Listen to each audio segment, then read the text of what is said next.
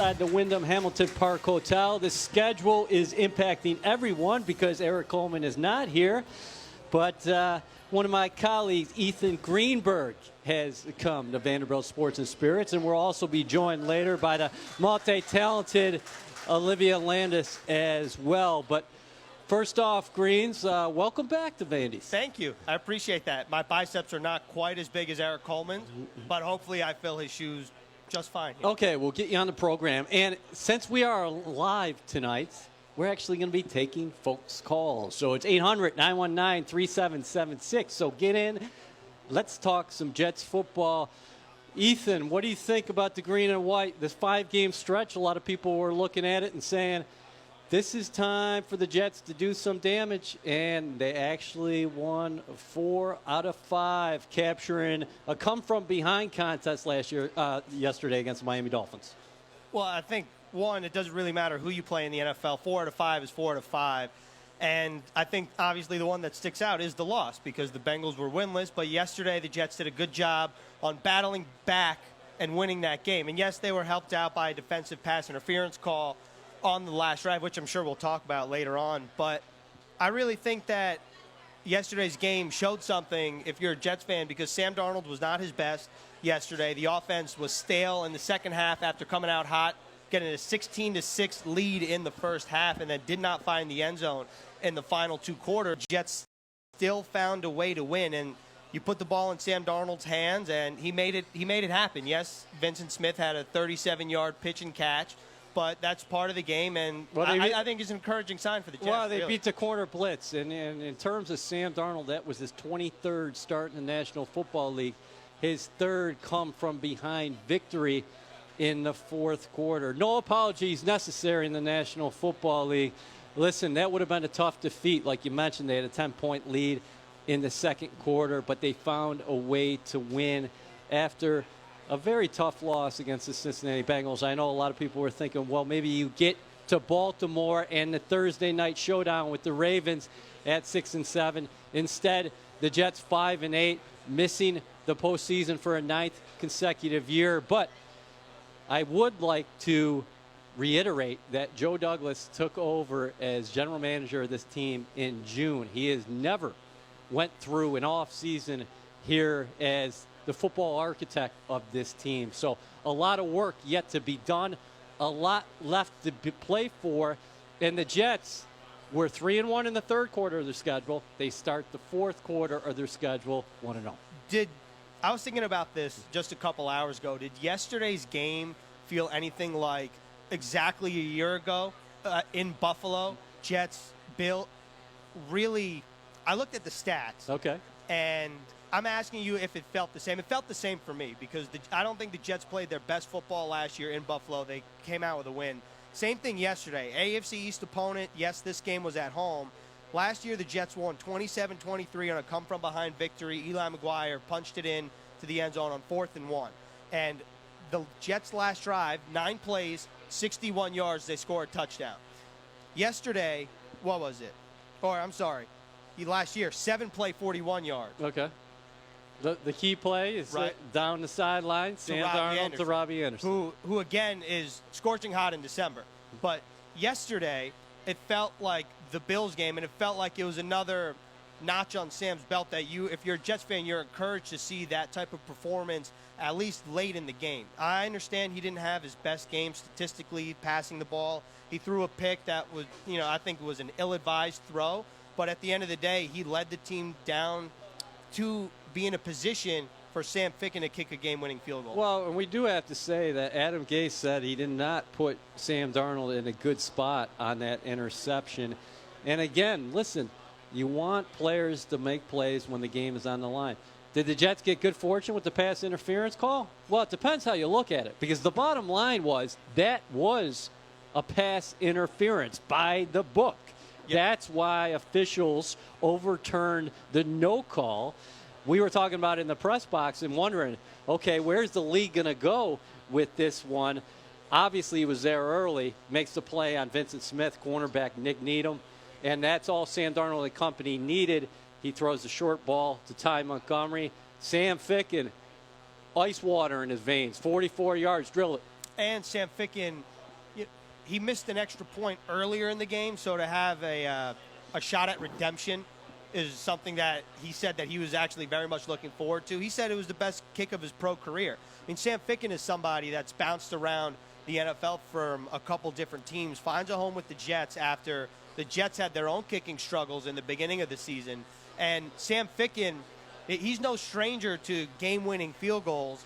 When you look at his career at Penn State, struggled as a freshman. I mean, Sam Ficken received death threats his freshman year in college. He did. In Happy Valley. And then his senior year, kicks a game winner here at Yankee Stadium in the Pinstripe Bowl to give Penn State the win. So Sam Ficken has experience under pressure. I think a lot of kickers do in different degrees throughout their career, but I think that's something that will only boost the confidence of Sam Ficken moving forward over the next 3 games, should I say. Inside the Jets is supported by Selective Insurance. Be uniquely insured. Eric Allen alongside Ethan Greenberg. Later we'll be joined by Olivia Landis, who actually wrote about the very hot Robbie Anderson yesterday. You can read that on NewYorkJets.com. But, Greens, let's get to the pass interference call. The senior vice president of officiating said after the game, after we look at it, we get a couple of replays which show us that it's clear and obvious that the defender grabs the receiver by his shoulder and significantly hinders him before the ball arrives. Vincent Smith, after his 37-yard catch and run, said about Needham, he came up on me and grabbed my right arm. I knew it was pass interference from the beginning. I had another one in the beginning of the game they didn't call. I think Sam Darnold said the same thing, though. He said he let go of the ball, and he thought it was pass interference when he saw Needham rip the right shoulder. I don't think that it's a question, at least for us, when we were in the press box, I don't think we were questioning, is it or is it not pass interference? The question was, will they or will they not overturn it? Because the narrative so far this season, it's been hard to get a read on what the league has or has not overturned. And I think it was the right call. I mean, you clearly see Vincent Smith's shoulder get ripped around before the ball made it to Smith. And tough drive for Needham, not only for the pass interference call, but a couple plays before on the Smith catch and run. Needham is the guy coming off the corner on a blitz and barely misses batting down Sam Darnold's pass. Actually, Needham came off the blitz earlier in the game and knocked down the ball. Second half, that's right. We're going to be taking calls later on Inside the Jets, 1-800-919-3776. But Greens, Jets travel to Baltimore Wednesday. They line up against perhaps the NFL's most complete team, the Baltimore Ravens, Thursday night in what should be a raucous atmosphere. But how is the schedule changed back across the street at One Jets Drive? Because Adam Gase addressed the media on a conference call today, as did a few players, because the schedule's being changed because it's a short week. You basically have 2 days of work, and the Jets aren't really getting in a typical practice. No, they're not putting on shoulder pads or helmets. They're going through 2 days of walkthroughs. And Adam Gase said that every year since Thursday Night Football has been implemented, he's done something different to try to basically improve the health of his team, whether it was in Miami or here. And the Jets have been banged up all season. We know this from the from week 1, even the preseason when Avery Williamson went down till now. The Jets are second in the NFL, or were at least entering Sunday's game, in the amount of players that they've used on a game day. And I believe the number was 68 different players. Well, here's the other thing, is they lined up against the Miami Dolphins without their best overall player, star safety, Jamal Adams, and also without their top yardage leader in terms of from scrimmage in Le'Veon Bell. So both of those guys didn't line up against the Dolphins. You were still able to get out of there with a W. And Gase said in terms of those two guys, Le'Veon Bell had the flu. He's close to 100%. And Adam Gase wouldn't say if he will, in fact, play Thursday, but he said things are lining towards that direction now. He was supposed to be back in the building. He's not contagious anymore. I think he'll be there for the walkthrough tonight. Now, the walkthrough is tonight because Adam Gase wants the players to get used to practicing at night because it's Thursday night football. That's and in terms of Jamal Adams and will he or will he not play on Thursday. I think it's obvious that Jamal wants to play. You kind of got that sense when Adam Gase was talking to reporters. Interesting comments. But, we know what Jamal wants to do. Right. But Adam said that it's not really up to Jamal because Jamal will sacrifice himself to go out there and play against Lamar Jackson and the Baltimore Ravens. I mean, this is a game, if you're a competitor, you want to be out there. And this will be in the hands of the trainers, the doctors, Adam Gase, and Joe Douglas. And Adam Gase basically said, if it's not right for Jamal, we have to do what's best for him. Even if Jamal really wants to go out there, he's going to want to hold him back and make sure he's 1,000%, because Jamal only knows one speed. Yep. So many things to get to in terms of injuries, because Ryan Griffin went out against the Dolphins, so the Jets were lining up in their 11 personnel with Daniel Brown was the guy predominantly against Miami. We saw the rookie Trayvon Wesco getting in there when they went to multiple tight end sets. And you can't say enough about Greg Williams, and we're going to talk about him later and what that MASH unit did against the Dolphins. Bend but didn't break, but they have a totally different challenge against Lamar Jackson and company. And speaking of Lamar Jackson, apparently he's day-to-day with the quad. We'll see. Yeah, he was limited in practice, but again, the Ravens didn't practice either as a walkthrough. Mark Andrews did not practice or would not have practiced, and same with Ronnie Stanley. So if Andrews and Stanley alone can't play, I mean, that would be big news for the Jets. Yeah, we'll see what happens. But 800-919-3776. We're going to come right back with Olivia Landis. You are listening to Inside the Jets on ESPN New York. Ernst & Young LLP is proud to be the exclusive professional business and accounting services sponsor of the New York Jets and MetLife Stadium. Teaming with them as the official sponsor of the EY Coaches Club. As a global leader in assurance, tax, transaction, and advisory services, the global network of EY firms has better connected consultants who help organizations navigate the transformative age by asking better questions to find answers to some of the world's toughest challenges, all to build a better working world for their people, clients, and communities. Whether you're kicking back after a busy day or just kicking off a night out, join them at Vanderbilt Sports and Spirits, located inside the Wyndham Hamilton Park Hotel in Florham Park, New Jersey. Sample all of your game day favorites from light snacks to locally sourced fare and enjoy a rotating selection of craft beers and local brews. Catch your favorite team on one of their 27 televisions. Challenge friends at a game of pool on 2 regulation-sized tables or gather around the fire pit on their outdoor patio. Visit Vanderbilt Sports and Spirits in Florham Park, New Jersey for your game day experience. We haven't seen a superstar like this in years. You're not kidding, Bob. The people need to know about this standout. Introducing this year's most sought-after rookie, the M&T Bank Jets debit card. New on the scene, this fantastic plastic stands 2.125 inches tall and weighs a lean 0.2 ounces. This small but mighty paying machine is sure to be charging through checkout lines all season long. Hey Jets fans, get your hands on the exclusive Jets debit card with Easy Choice Checking. It's free from a monthly maintenance fee and free from a minimum balance requirement, leaving you free from worry. You know, I have a feeling we're going to be seeing this powerhouse everywhere soon. No doubt about it. I want one on my team. So show your love for the Jets and save on fees today. Rush to any M&T Bank branch or mtb.com/Jets today. M&T Bank, the official community bank of your New York Jets. Other transaction and service fees, including insufficient funds and overdraft fees, may apply to this account. Member FDIC. There's a chance your local Geico agent owns the same designer dog breed as you. Wait, you own a Chihuahua too? Half Bulldog, half Chihuahua, 100% lovable? Oh yeah. So many wrinkles, such a tiny face. But there's a better chance your local Geico agent could help you out with auto, homeowners, renters, or condo insurance. Motorcycle, boat, or RV insurance too. They'll work hard to provide sound advice and significant savings. You don't need a chic, wrinkle-faced pup to do that. Local Geico agents. Call or visit yours today. You're invited to Super Bowl 54 in beautiful Miami for a once-in-a-lifetime football experience from NFL On Location, the official hospitality partner of the NFL. You'll meet NFL alumni, enjoy exciting pregame parties, watch the action from the 50-yard line, and celebrate on the field after the game. For easy one-stop planning and access to hotels and travel, let NFL On Location plan your ultimate Super Bowl experience. Secure your official access and the best seats at Hard Rock Stadium today. Visit NFLOnLocation.com.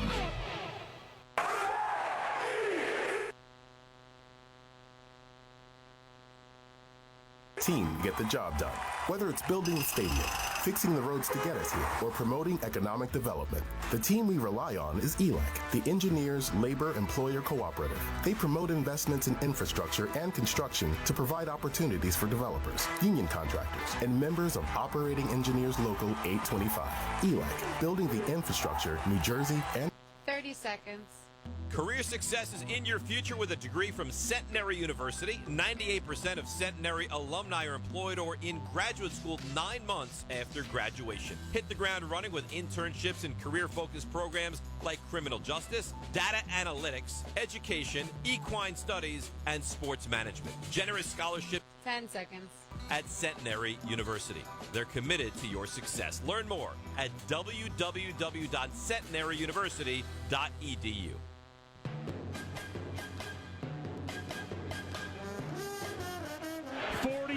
Yards away for Ficken to try and win it. Out of the hold of Edwards. Clean spot. Kick on the way. It is good! Inside the right upright for Sam Ficken. And on the last play of the game, the Jets pull it out. They win it over Miami 22-21. Welcome back to Inside the Jets. Jets Reward members, don't forget to enter the code JUKE. J-U-K-E in your Jets Rewards portal during this show to earn 100 points. Eric Allen and Ethan Greenberg here at Vanderbilt Sports and Spirits. And now our player guest segment is presented by M&T Bank, the official community bank of your New York Jets. Instead of a player, I one-upped ourselves this week because we've brought in our colleague, the multi-talented Olivia Landis. Give her a round of applause. Thank you, guys. Thank you for having me. I really appreciate it. Okay. Live up to the player standard. Oh, you're going to do great. So, where were you when Sam Ficken hit the 44-yard field goal? Because you actually are all over the place on game day, and I want to know where you took it in because I don't even know that answer. Yeah, so I was actually close to the 30-yard line. Me and our executive producer, Chris Gargano, we were sitting there on the sideline, watched it. I remember literally turning to one of our coworkers and thinking, "Oh my gosh, I can't watch," but I did. So yeah, I was close to the 30-yard line and watched that. So which is pretty sweet. So what changes for you in terms of okay, Ficken makes it? Mm-hmm. Take me through your responsibilities at that moment. What do you got to do? Well, after he makes it, and we know that it's a win, we always do, and as you guys know, we always do a post-game interview live on the Jumbotron with a player as soon as the Jets win. So immediately, me and Chris Gargano were already like, okay, who do we want? Who are we going to get? We knew we were going to get Marcus May at that point because, you know, he's standing tall in a depleted secondary. So right then and there, we're getting ready and prepared to have like a 30-second turnaround because we're rushing onto the field and then snagging Marcus May as soon as we can. That was probably the easiest get for you in terms of getting to Marcus because sometimes he's very evasive in the locker room, and you both know that, right? Yeah. He can be evasive. He seemed he was very happy after that ball game. Oh, any reason why? Yeah. Very, very happy. And like you said, it was awesome to finally get him because I remember actually, Ethan, you can attest to this, at one point in the locker room this season, Marcus was like, all right, you guys can't get me until week 12 for an interview. And we're like, okay, fine. I come up to him week 12 and like, hey, time for our interview. We took note that Marcus said week 12 because there's no way Marcus would have remembered that. Yeah. But there was a very good chance that we would have remembered that. Which we did. Listen, Marcus May, great dude. Yeah. Hard to pin down sometimes, but when you have a conversation with him, he's great. He's great. One of the best guys in the locker room. There's no doubt about it. And he's a Florida Gator, so. Oh, okay. Right. That gives him the edge.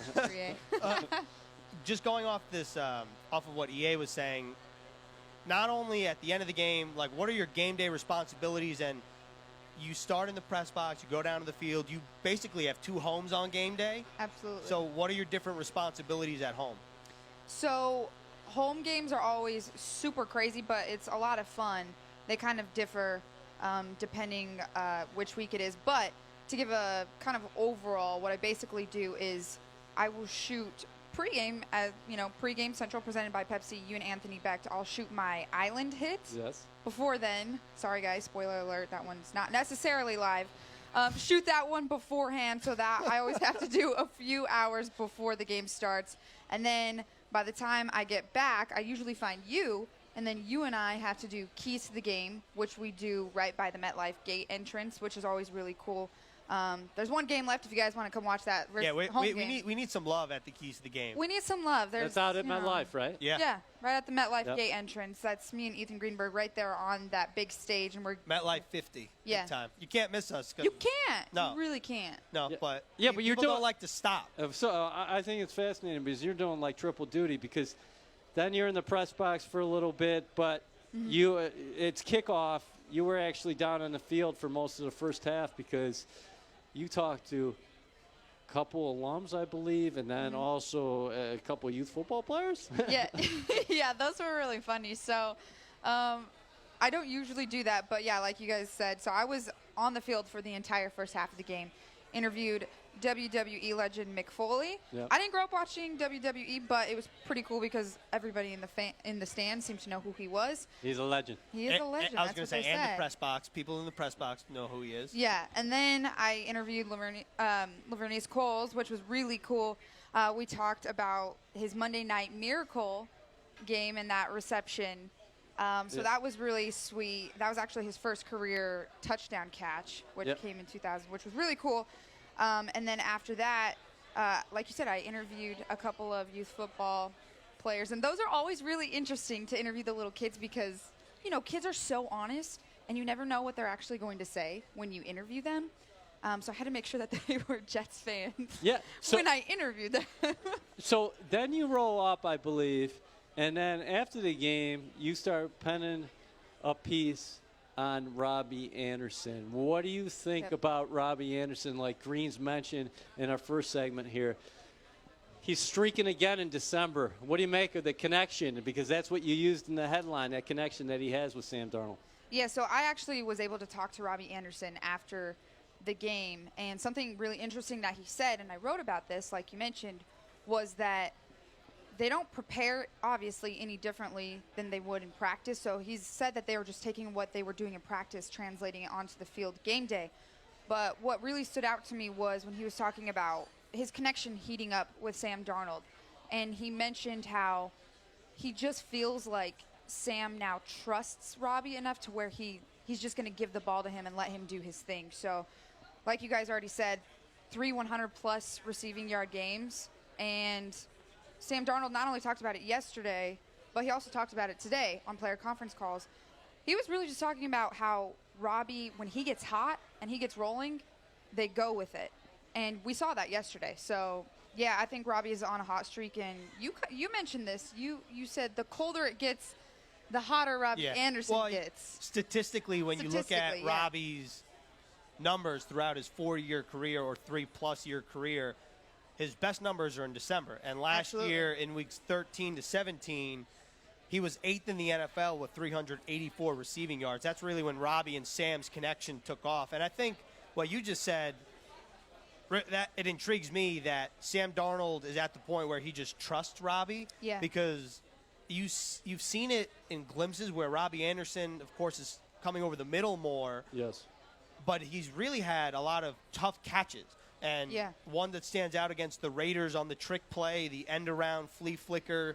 Like, Robbie had to catch the ball over the defender. And against the Bengals last week, he got cracked over the middle, hung onto the ball. Even yesterday against the Dolphins, I thought there were a number of catches that were difficult catches that Robbie Anderson ended up with the ball. And I'm sure you talked about that with Hines Ward. Yeah, I did. And just actually building off of that, one other thing I wanted to mention, Sam Darnold said it yesterday post-game.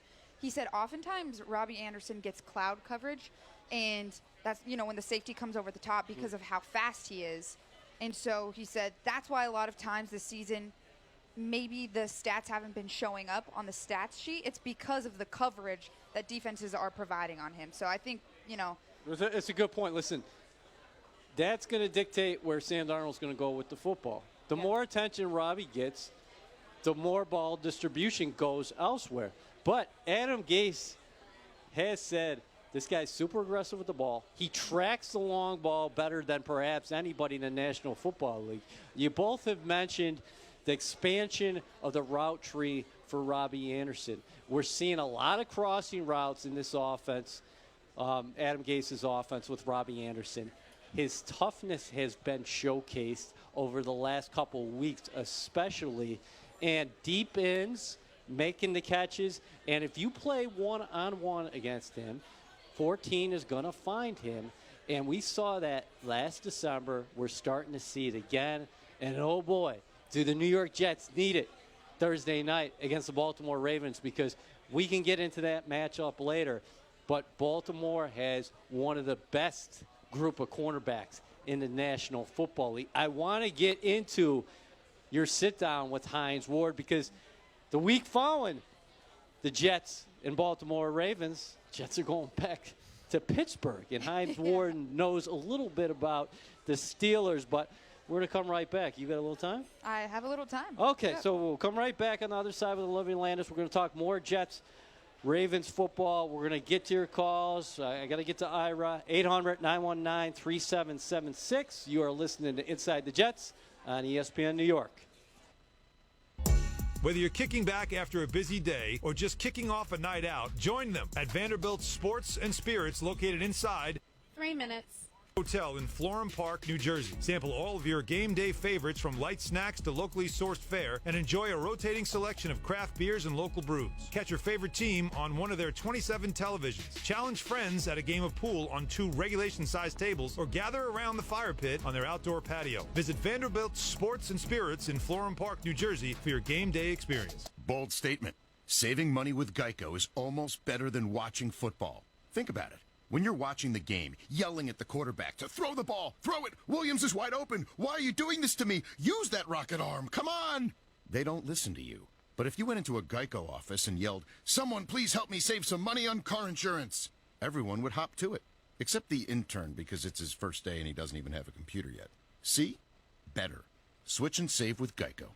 It's almost better than sports. Your 2019 Jets are built for action, just like the all-new 888 Casino. The fun never ends at 888. Top slots, live dealers, and big jackpots. Your ultimate online casino experience. Join today and get a $20 free bonus. No deposit needed. Play for real money anywhere in New Jersey at home or on the go. Go to 888casino.com on your iOS, Android, or PC to get your $20 free bonus now. JETS 888. Terms and conditions apply. Must be 21 and physically located in the state of New Jersey to gamble. If you have a gambling problem, call 1-800-GAMBLER. Ernst & Young LLP is proud to be the exclusive professional business and accounting services sponsor of the New York Jets and MetLife Stadium. Teaming with them as the official sponsor of the EY Coaches Club. As a global leader in assurance, tax, transaction, and advisory services, the global network of EY firms has better connected consultants who help organizations navigate the transformative age by asking better questions to find answers to some of the world's toughest challenges, all to build a better working world for their people, clients, and communities. On game.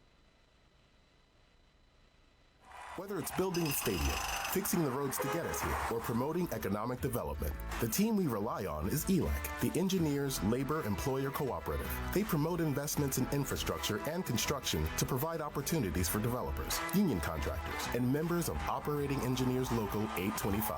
ELAC, building the infrastructure New Jersey and the Jets rely on. Hi, football fans. This is Director Jared Maples with the New Jersey Office of Homeland Security and Preparedness. It's our mission to protect New Jersey with our federal, state, and local partners. Of course, nobody knows our communities better than the people who live there. That's where you can help. If you see something that you suspect is out of the ordinary, report it. Together, we can keep our state safe. Remember, if you see something, say something. To learn more about what to look for, visit njhomelandsecurity.gov.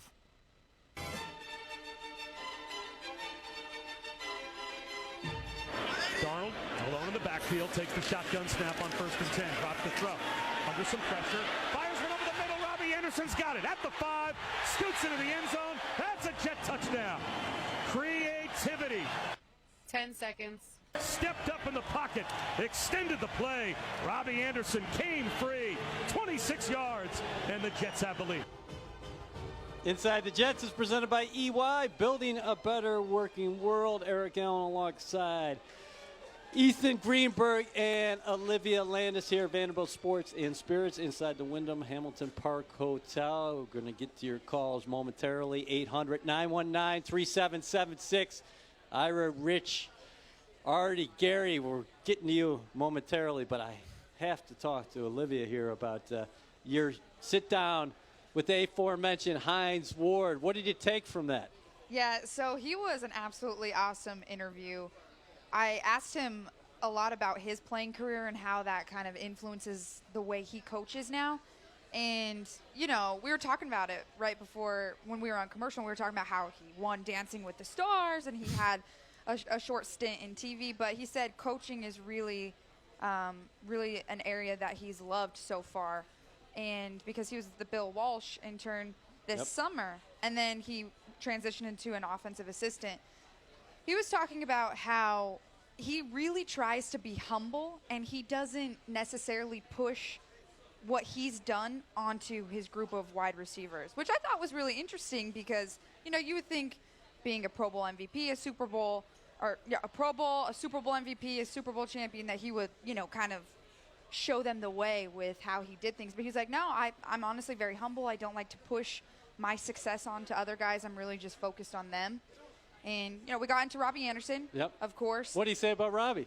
Because, you know, Robbie always mentions Hines Ward. Always. And I even told him that. I was like, he had high praise for you this training camp. He's like, you know, he said he loves Robbie, and what he is focused on most with Robbie is making sure he doesn't see himself as just a one-dimensional wide receiver.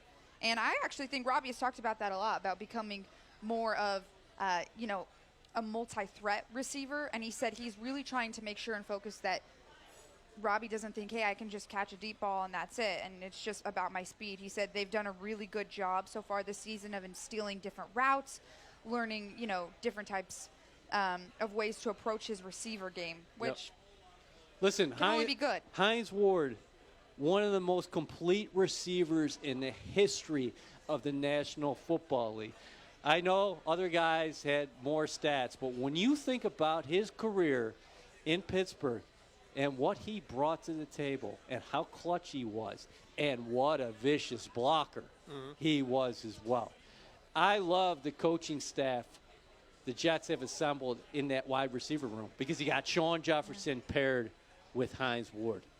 If I'm a young receiver in the National Football League, like a Vincent Smith, like a Robbie Anderson, perfect staff to coach these guys up. And then you add another guy to the mix like a Demarius Thomas. I was going to say the same thing, who's, He's like a third coach. Yeah, like a third coach, Greaves, you know, because he obviously has familiarity with the system. And Demarius Thomas, the thing that stands out to me about Demarius Thomas, not even about his play, is that for a guy to come in late after week one and he's wearing the C on his chest, meaning he's a permanent captain of this team, and he's doing something right. And the guys in the locker room love him. But I wanted to ask you, Liv, something that EA had briefly mentioned about Sean Jefferson and Hines Ward. You've interviewed both of those guys. I don't think fans see a lot of these guys, obviously, in person. You see them on the sideline. They're both very animated on game days. But how do those guys complement each other, and how are those guys different in personality and coaching style? That's a good question. I think Sean Jefferson is just so animated, which I really love about him. He's very honest and upfront with his emotions, kind of wears his emotions on his sleeve, but he's very vocal, I would say. I think he's a very vocal leader, whereas when you look at Hines Ward, he said he approaches each player differently. He said, some guys I can yell at, and that'll motivate them. He said, but some guys that doesn't work. He didn't name any names, so I don't know who takes the yelling better than others. But I think maybe he's a little bit more specific in his approach, Hines Ward, into each individual player. But Sean Jefferson, you know, I love his approach, too, because he's just so authentic to himself, and I think the players like that because they can trust him. You know, so very different personalities and two totally different approaches, but it works. I have to be honest, I was a little bit scared inside One Jets Drive today because we did have Hines Ward in the building, the former Steeler. Great, of course, he's there every day. But when we bring Bart Scott into the building as well, those guys have exchanged pleasantries over the years. Fortunately, that's not happening anymore, but those two would bring it every time. And those rivalries, that rivalry between the Ravens and the Steelers, very real. I'd love to see Hines Ward and Bart Scott in a room watching film of old Ravens Steelers games and just I don't know hearing if I'd them like to see talk that. about it. I'd want to see it as long as they promised that they wouldn't get physical. Yeah.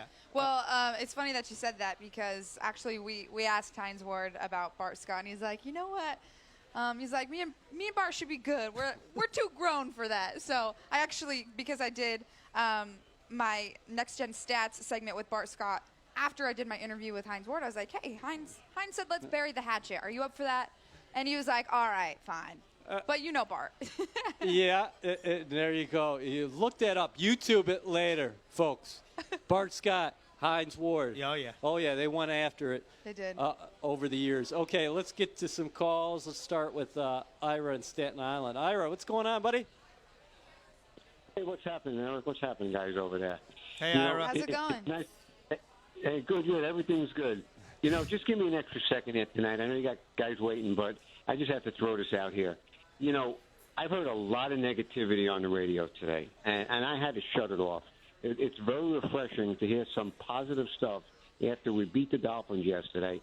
I'm not going to make excuses or throw back because maybe it didn't look pretty. The bottom line is it's hard to win in the NFL, and we beat the Dolphins. We won our first division game of the year, and we won 4 of our last 5 games. I'm not going to cry. I'm not going to say, oh, well, it was a soft schedule. We played weak teams. We ended up winning 4 of our last 5 games with everything that has gone on, with every piece of adversity that you could throw at Adam Gase and his coaching staff, between Sam getting sick, the 15 players on IR, multiple injuries, and look at the job that Greg Williams has done. You guys are probably too young to remember the movie The Dirty Dozen. Okay? You took a bunch of misfits and they turned them into an Army unit. You know exactly where I'm going. And that's what Greg Williams has done with this defense. And I think they've done a masterful job to hold the Dolphins to 7 field goals yesterday. I hear people complaining, well, they got down the field for 7 field goals. But guess what? He kept them out of the end zone. And that's the big story of yesterday's game. And the same thing with Donald. Was he perfect? No. Did he make some mistakes? A sack was a bad sack. But guess what? He bounced right back, and he hit Montgomery with that 12-yarder. Because if he doesn't make that play, Pickens going for a 55-yard field goal instead of a 43 or 44-yard field goal. So I'm tired of listening to all the negativity. I get frustrated too. But listen, at 5-8 with 3 games to go, with everything that's happened, let's see how they finish out the year. I think some positive stuff the last couple of weeks. Well, thanks for the call, Ira. Listen, I love the positivity. Me too. I always brings that. Yeah. When we look back at this season, listen, I know in a press release it's written about the number of games the Jets have missed in terms of the players and the 7 starters on injured reserve and on about the adversity this team has definitely endured. But they're still going. They're 5-8.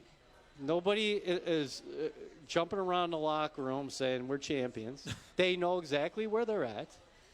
And when you look back at the season, you're probably going to look back at a couple games and say, Buffalo, 16-point lead, game 1. You're going to look back at Jacksonville in December. Right now, you're a better team than Jacksonville. When you went down there with the situation you had, you weren't. Cincinnati, you look back at that one and say, we should have had it. Well, what about Miami the first time in week 9? Miami the first time. So woulda, coulda, shoulda, but every team in the National Football League can play that game. The bottom line is you got to finish it out. And now with the new regime, with Joe Douglas and company, you got to let them address where this roster is weak and needs more depth and needs more talent up front. They know this is not a perfect roster. They got a lot of work to do. And I think that a lot of fans have faith in Joe Douglas to address the needs up front because you hear about Joe Douglas and he's a former offensive lineman, and so far, it's a small sample size. Joe Douglas, I think, has done a pretty good job here. And I just want to circle back to something Ira said about the schedule and how a lot of people point to the Jets' opponents being weak. Well, I'm going to steal a phrase that's commonly used, but very commonly used in the NFL. You can control what you can control. What you can't control is who pops up on your schedule and how those teams perform throughout the season. I don't care if the Jets beat the Dolphins. I don't care if the Jets, whoever the Jets beat, a win's a win. And to Ira's point, like when you look back at the season, it's always 20/20 hindsight to EA's point. But when you look at the Jets' schedule, when we were all looking at the schedule from week 1, You're thinking, okay, week 2, you're facing the Cleveland Browns. Odds on, they were prime time. Everyone wanted to put the Browns in the Super Bowl. The Browns haven't lived up to that hype. So at that time, you're thinking, okay, the Browns are going to be a good team. The Cowboys, when the Jets played them, hot team, since have trailed off. Even the Eagles in week 4, the Jets were depleted with injuries. But at that time, the Eagles were a playoff team that's dealing with some bumps in the road. So, again, to me, every NFL season is unpredictable, at least when you're trying to say that team's going to be good, that team's going to be good. Yes, there are some shoe-ins, but more times than not, a lot of these teams don't end up playing the way that you would think. So, again, you can control what you can control. It's not the Jets' fault that they have the Bengals and Dolphins in back-to-back weeks, and those teams perform how they perform. And the only thing you can focus on is getting a win that week, and the Jets did that yesterday. How about you, Liv? I agree with that just because when you look at it, every game is winnable and every game is losable. Like, it is so hard to win in the NFL. And players say this all the time. Coaches say this all the time. And I agree to your point. It's like when you look at a schedule, especially at the beginning of the year, you always kind of want to make assumptions or guesses as to how the season is going to go. 9 times out of 10, it never ends up the way you think it's going to go. And teams, like you said, are never going to play the way you think they are. Not only in negative, I'm not just speaking in negative terms, but positive terms as well. It's absolutely. It's so absolutely unpredictable, and we see it every single week. Things that happen in the NFL, you're always like, what? Yeah, like I don't think a lot of people projected the 49ers to be one of the 2 top teams in the NFL at this point in the season. I don't think so either.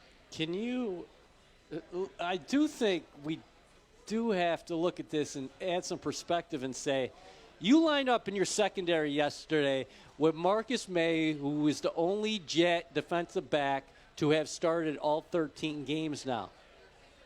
Maurice Kennedy, Nate Hairston, rookie Bless Austin, who started the year, hadn't played a game since Rutgers 2018. Kyron Brown, who actually got hurt yesterday, was placed on injured reserve. I mean, you don't make apologies for what happened. And Darryl Roberts moved from corner to safety. Again. So you played that game without Jamal Adams. So, yeah, Miami got in the red zone 6 times. They came away with 0 touchdowns. All the credit to Greg Williams and those guys busting their tails. Because I'll tell you what, it could have been worse.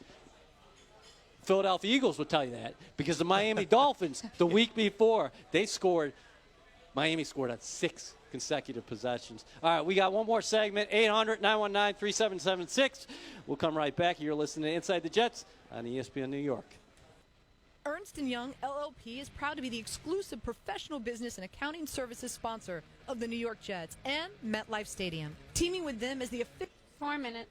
EY Coaches Club. As a global leader in assurance, tax, transaction, and advisory services, the global network of EY firms has better connected consultants who help organizations navigate the transformative age by asking better questions to find answers to some of the world's toughest challenges, all to build a better working world for their people, clients, and communities. There's a chance your local Geico agent owns the same designer dog breed as you. Wait, you own a Chihuahua too? Half Bulldog, half Chihuahua, 100% lovable. Oh, yeah. So many wrinkles, such a tiny face. But there's a better chance your local Geico agent could help you out with auto, homeowners, renters, or condo insurance. Motorcycle, boat, or RV insurance, too. They'll work hard to provide sound advice and significant savings. You don't need a chic, wrinkle-faced pup to do that. Local Geico agents. Call or visit yours today. Every time you close your laptop, a Corona gets its lime. And every time your to-do list is to do one less thing, a Corona gets its lime. Every time you press pause. Every time you unwind or lose track of time, a Corona gets its lime. And every time your feet are up while the sun goes down, a Corona gets its lime. So drop a lime in and find your beach. Please drink responsibly. Corona Extra Beer imported by Crown Imports, Chicago, Illinois. We haven't seen a superstar like this in years. You're not kidding, Bob. But people need to know about this standout. Introducing this year's most sought-after rookie, the M&T Bank Jets debit card. New on the scene, this fantastic plastic stands 2.125 inches tall and weighs a lean 0.2 ounces. This small but mighty paying machine is sure to be charging through checkout lines all season long. Hey Jets fans, get your hands on the exclusive Jets debit card with Easy Choice Checking. It's free from a monthly maintenance fee and free from a minimum balance requirement, leaving you free from worry. You know, I have a feeling we're going to be seeing this powerhouse everywhere soon. No doubt about it. I want one on my team. So show your love for the Jets and save on fees today. Rush to any M&T Bank branch or mtb.com/Jets today. M&T Bank, the official community bank of your New York Jets. Other transaction and service fees, including insufficient funds and overdraft fees, may apply to this account. Member FDIC. You're invited to Super Bowl 54 in beautiful Miami for a once-in-a-lifetime football experience from NFL On Location, the official hospitality partner of the NFL. You'll meet NFL alumni, enjoy exciting pregame parties, watch the action from the 50-yard line, and celebrate on the field after the game. For easy one-stop planning and access to hotels and travel, let NFL On Location plan your ultimate Super Bowl experience. Secure your official access and the best seats at Hard Rock Stadium today. Visit NFLOnLocation.com.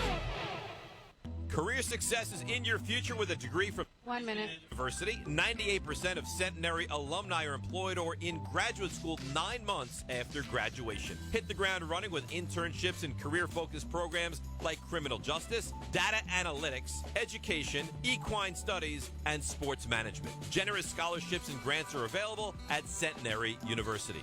They're committed to your success. Learn more at www.centenaryuniversity.edu. On game day, it takes an entire team to get the job done. Whether it's building the stadium, fixing the roads to get us here, or promoting economic development, the team we rely on is ELEC, the Engineers Labor Employer Cooperative. They promote investments in infrastructure and construction to provide opportunities for developers, union contractors, and members of Operating Engineers Local 825. ELEC, building the infrastructure New Jersey and the Jets rely on.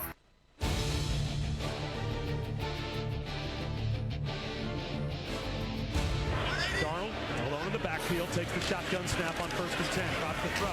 Under some pressure, fires one over the middle. Robbie Anderson's got it at the 5, scoots into the end zone. That's a Jet touchdown. Creativity from Sam Darnold. Stepped up in the pocket, extended the play. Robbie Anderson came free, 26 yards, and the Jets have the lead.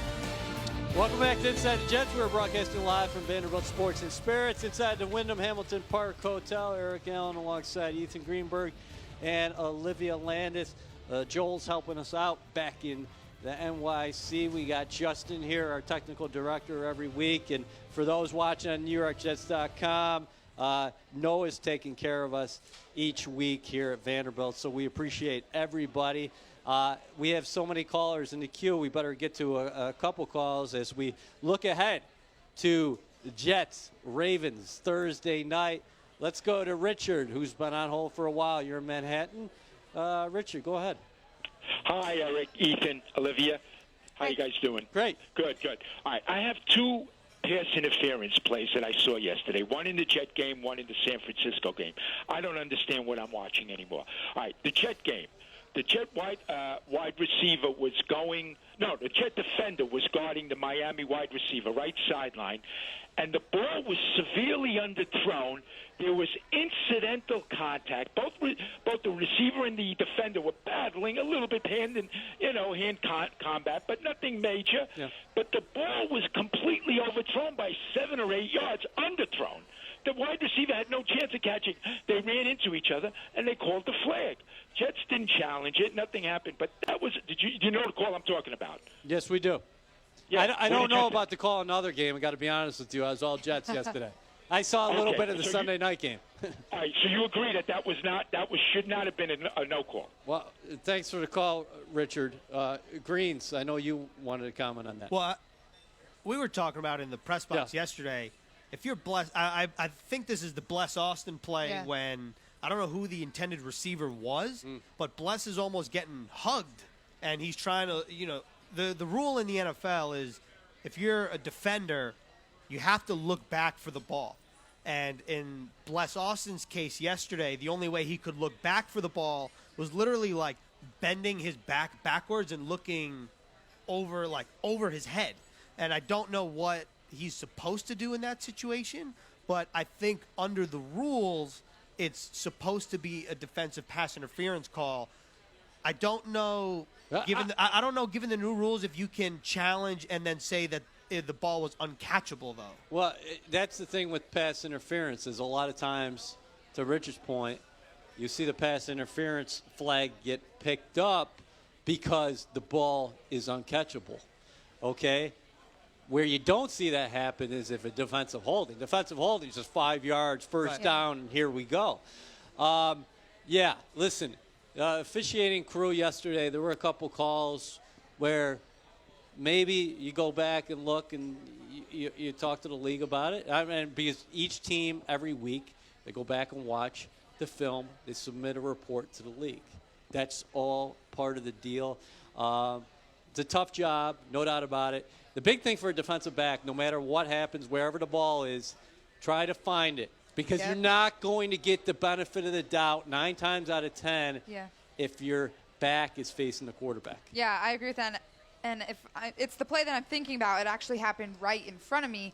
And I remember thinking in my head, if you're Bless Austin, you have to at least try and turn as best possible because, like you said, the biggest thing on a call like that is you have to make a play on the ball, and he didn't even turn. So I think that's where that call came in. And, you know, whether you agree with it or not, like you said, I think 9 times out of 10, the DB is not going to get the benefit of the doubt. Yeah, let's move on here and go to East Haven. Gary, you're on the line. All right. Listen, guys, you have a great show. I love this. And, you know, with Rich from Manhattan, I call it grilling the host with Rich from Manhattan. You guys, I'm a big Jet fan. I moved up to East Haven. I know I'm in bad territory up there, but still, the thing with the Jets, man, I always emphasize the offensive line. I talk about it, and I just don't want to be on too long. No show's ending, but I found out about you guys from Jonathan Friedman's show, Talking Sports. He talks about you guys. He's a big Jet fan, and he loves it. And that's how I found out about the show. And I'm hooked on. I'm a Jet fan. I mean, Talking Sports with Jonathan Friedman is a great show, but talking to Jets, you need Ira from Coney Island or City Island, where he's from. Staten Island. And Staten Island, right. There's an island there, even though half of them aren't even islands. Like Coney Island's not an island. Yeah, I got you, Gary. So what do you got with the offensive line? Oh, the offensive line is, listen, you really can't, to me, you cannot evaluate a quarterback to get him an offensive line. Because you can still tell if he can get the ball out to the receivers. It's nice to have good receivers, but without that offensive line, that's the genesis of the offense. That's where you move it. That's how you can evaluate this guy and really know how good of a quarterback you are. When you have 400-pound linemen sitting on your head, it's very difficult to do an evaluation. Thanks for the call, Any Gary. follow-ups? Gary, I think, well, one, we talked about it a little bit. I think we all are in agreement here, Eric, Olivia, and myself, that Joe Douglas will address the offensive line moving forward. And, one, about the Jets' offensive line this year, I mean, they might be the position group that's been decimated by injuries most. They've had somebody start.